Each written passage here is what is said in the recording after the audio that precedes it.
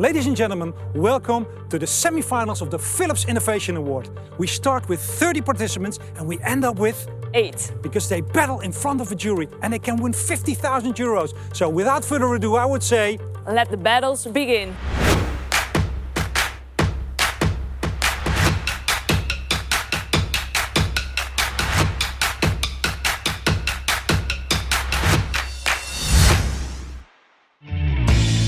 this is Mark Verhagen from Rift. They're all about the energy-intensive industries. And they have a completely new type of energy called iron fuel. And here is Mark. How does it feel to be in the semi-final, Mark? Business as usual? No, just... Business as usual. Here is a confident man. This is Gijs. He's going to take you to the semi-final. Hey, good luck, man. Good luck. Take it away.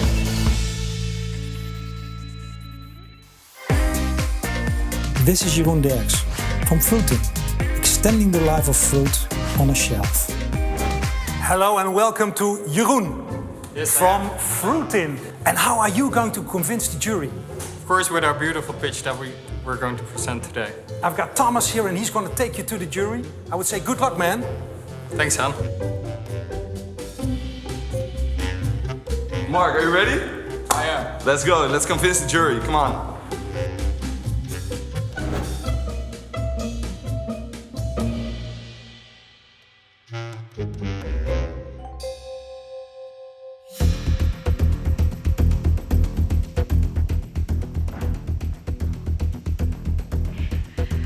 Hey. Hi, what is your name? I'm Mark Verhagen, CEO of Rift. Welcome, Mark.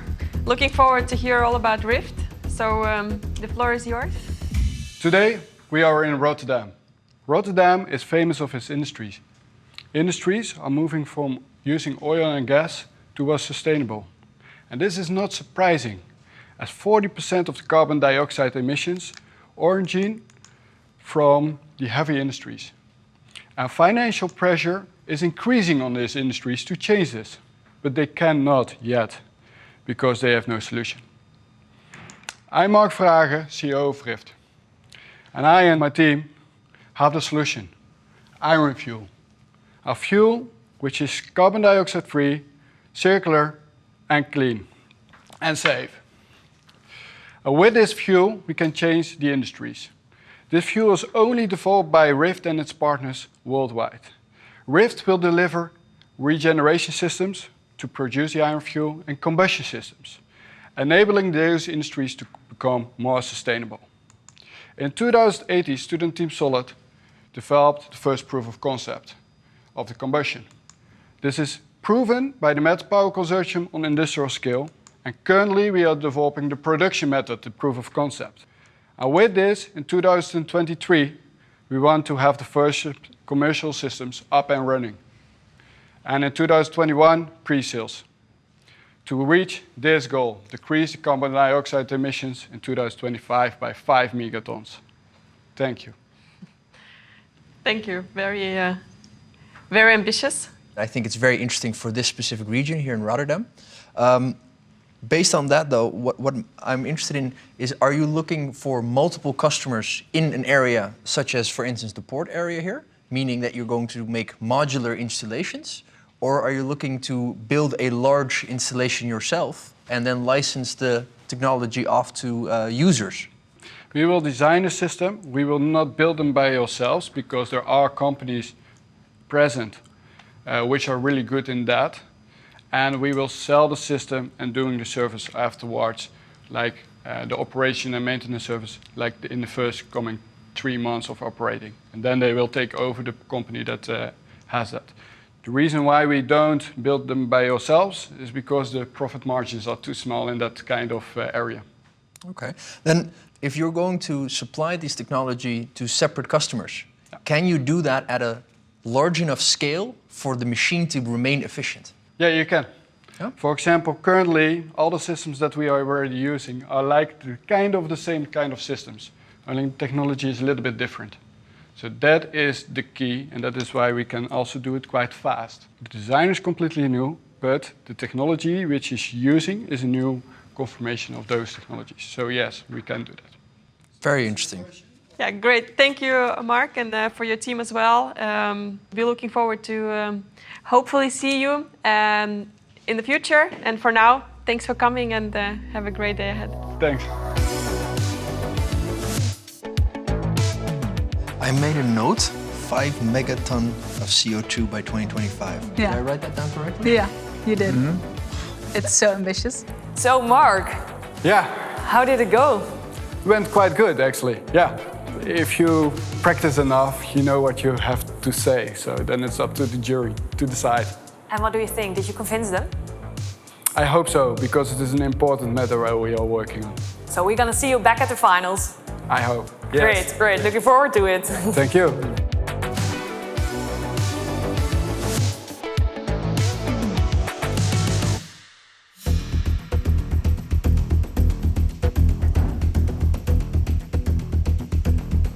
Good morning. Good morning. Welcome. Thanks. What is your name? My name is Jeroen Derks. Welcome, Jeroen. We are looking forward to hear all about your pitch, so you can start now. Thanks. We all love to eat strawberries, but aren't you tired of throwing out those rotten strawberries over and over? We from Fruiten are here to help you to extend the shelf life of your fresh fruit and vegetables. Worldwide, 1/3 of all produced fruit and vegetables is wasted on a yearly basis. And this is equal to 8.6 trillion apples. And of course, this has a tremendous impact on our resources, such as water, CO2, but also while we waste our food, other people are starving. We cannot let that happen. We will fight food waste by creating an environmental and consumer-friendly way of conserving fresh produce. We will do that by taking the fruit and vegetables from the food bank of Rotterdam and The Hague and extract the natural protection out of this fruit and vegetable waste. This will be transformed into a sprayable product so that you, the consumer, can extend the shelf life of your fresh fruit and vegetables by 1 to 2 weeks. So with Fruiten, you can eat your fruit whenever you want. You can save costs of buying new fruits and vegetables, and you can join the fight against food waste. So up till now, we got a proof of concept, we gained interest from resellers, and we developed our own bio-based extraction method, which we will test in the next phase. And once that's all done, we will make sure that everybody can prevent food waste with food waste. Thank you for listening. Thank you very much. Very interesting presentation. Can you take us through the consumer journey a little bit? I buy my produce in the supermarket, I get home. When do I apply your spray? And what does it do to my experience of eating the actual produce? To start with your last question, it doesn't do anything with your experience of eating the fruit or vegetable, except from the fact that you can enjoy your fruit longer. So you come home from the supermarket and you have, by example, a net of mandarins. And you decide, okay, this week I'm going to eat 3 mandarins, and the other 3 mandarins I'm going to eat maybe next week. So I spray those 3 mandarins, and you can save them up to 1 to 2 weeks. Great, thanks. Yes, I had a question about production. You said you are going to a pilot, but when you are at full scale, will you have your own factory or will you produce the gluten at the location of the food banks? So in total, in the food banks of Rotterdam and The Hague, we can get an amount of 36,000 liters of fruit and vegetable waste, of which we can make around 100,000 bottles. And we, of course, need to collect this fruit and vegetable waste and bring it to a facility that shouldn't be necessarily our facility, but we can also work with another manufacturer. Bring it there, and from all the other scalable fruit and vegetable locations where we collect, we can bring it to the location and let them make our product. Okay, thank you. Thank you, Jeroen. It was very interesting to hear about Fruiten and your plans. We hope to see you again, and for now we wish you a great day. Thanks. Thank you, bye-bye. Hey, Jeroen, you looked relieved. How did it go there? I think it went perfect. I got some great questions from the jury, and of course they are looking forward to seeing us in the finals. And I hope I convinced them of the usefulness of our product. So while the jury is waiting for the next battle, here's a word of one of our sponsors.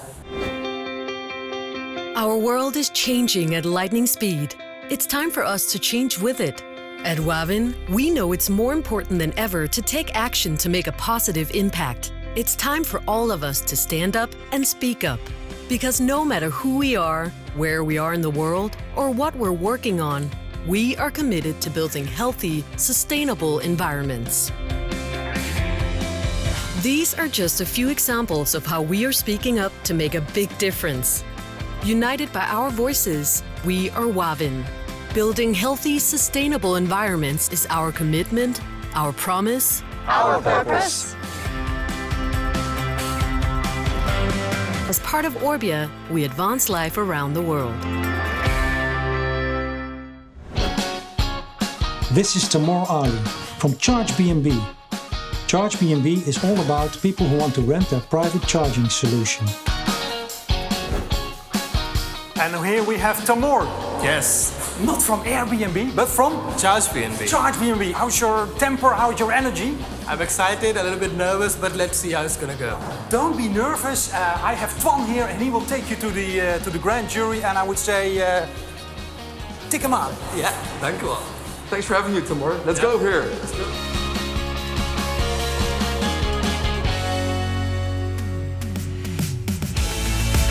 And here we have Bram, 21 years old. He's from Klimaatjes, and they want to make the children aware of the problems we are facing regarding sustainability. Hi. Bram with a smile. Yes, And you brought a box, Bram. Can you show the box to the camera? of course I can.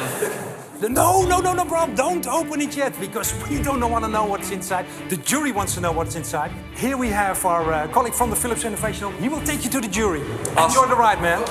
Are you excited? Definitely. Follow me. Come over here. Are you ready?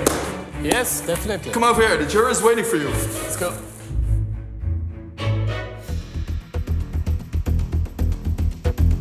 Hello. Morning. My name is Temur, and I'm going to talk about electric cars and charging stations. Sounds awesome, right? I know. But before we get into the pitch, I want to establish a very simple fact. There are two types of charging stations, the public ones, which are installed in public spaces like roads or streets, and the private ones, which are installed in private spaces like your homes or offices. Now, did you know that 87% of all the charging stations are private, and they're underutilized and unmonetized? This is the very problem that Charge B&B is trying to solve. So what if there is a solution where the utility of these charging stations can be increased by sharing those charging stations, and at the same time, they can be monetized to make money and reserved in advance to save time for the EV owners.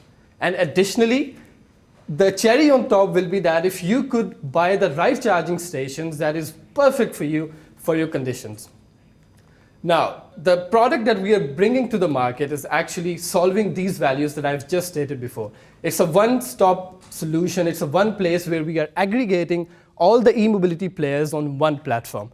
And our business model is actually a simple subscription-based B2B model. And with that said, I would like to tell you top 3 reasons to not ignore Charge B&B. If you value your time, and if you value your money, and if you don't know what's the right charger for you to buy, then you should definitely come on board with us. Thank you so much for listening. Thanks a lot. You mentioned in your business plan that you focus on 3 categories of customers. To which extent do you need to customize your solution to cater to the specific needs of each of those customers? That's a very good question. We're developing a white label solution at first, which can be customized for the individual needs of different customer categories. For example, if you're talking about hotels, the white label solution already addresses the sharing of charging station, the monetization of charging station, and also the monitoring of the charging stations. These are the 3 values actually a hotel is looking for. So the white label solution already has that. But if the hotel also says that, okay, what if you include a booking of the rooms in there too?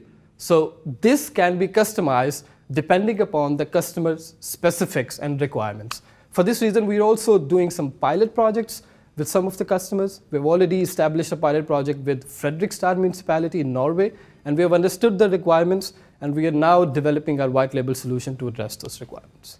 Does that answer your question? Yes, thank you so much. Very interesting and great pitch. Yeah, thank you so much. Thank you for your time this morning, and hope to see you again. Yeah, I'm hoping to. Thank you so much for your time. Have a great day. You too. Good luck. Tamar, you looked happy when you walked out the door. How did it go? Amazing. I think what I was expecting, it was according to that. and I'm really excited to see what happens next. And how were the questions of the jury? I think they were really nice questions. I've tried my best to answer those questions, and I'm really looking forward to see what their judgment is about this, actually. Let's see how it goes. Let's see how it goes. Yeah, really good to see you. Thank you. Thank you.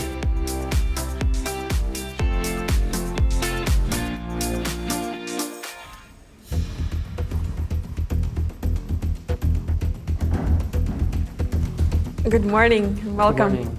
What is your name? Bram. Welcome, Bram. Your time starts now. Thank you very much. The climate crisis is one of the biggest challenges of our time. Luckily, we have plenty of technology available to solve this problem. The climate crisis is often framed as a purely technical problem, but isn't it really a problem of mindsets, responsibility? As long as that problem persists, no amount of technology will be enough. Bordspel Klimaatjes is a solution to this responsibility problem. In our board game, children form the government of a fictional city and its surroundings. It is their task to shape their ideal, sustainable city and take responsibility for the climate crisis we are facing. For example, what solutions do they see for sustainable farming while also taking farmer well-being into account? And it works. Already 500 children and their teachers have received our game with great enthusiasm. And this motivates us to continue growing and upscaling to inspire more and more children. In the long term, our app gives us enough versatility to expand to other target groups. By interacting with sustainability dilemmas early on in their careers, the next generation of Klimaatjes will be the ones to take responsibility for the climate crisis. And we can't wait to see the first Klimaatjes player in the actual government. Thank you. Thank you, Bram. It was really interesting.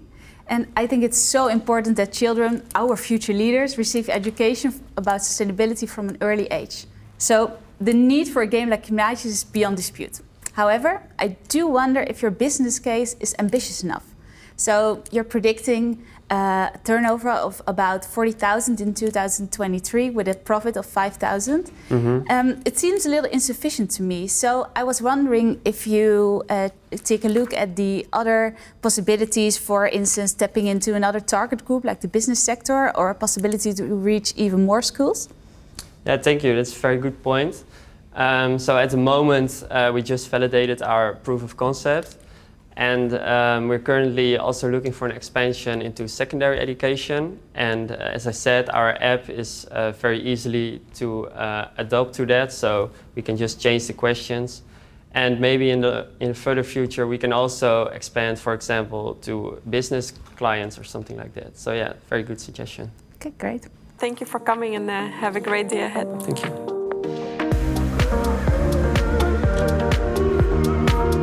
Just behind me, you see the jury.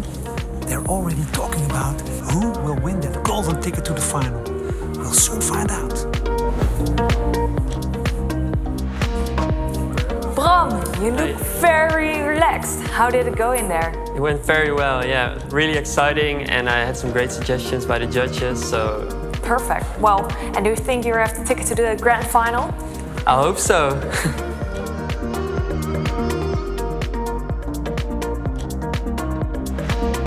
So this was the last contestant of today, and we have seen quite some battles. Let's go back to the Meno and see if the jury has come to a conclusion.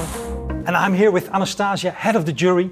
How was this episode? Exciting. And so many startups, it's always a challenge for the jury to pick the winner. Yeah, but you did. Of course. Break the tension. Tell us who won. Well, we are in Rotterdam, so the winner of the episode is Rift. Big applause for Rift. Yes, we did it. We are in the final of the Philips Innovation Award, and that brings us one step closer to reaching our goal. Why did they win?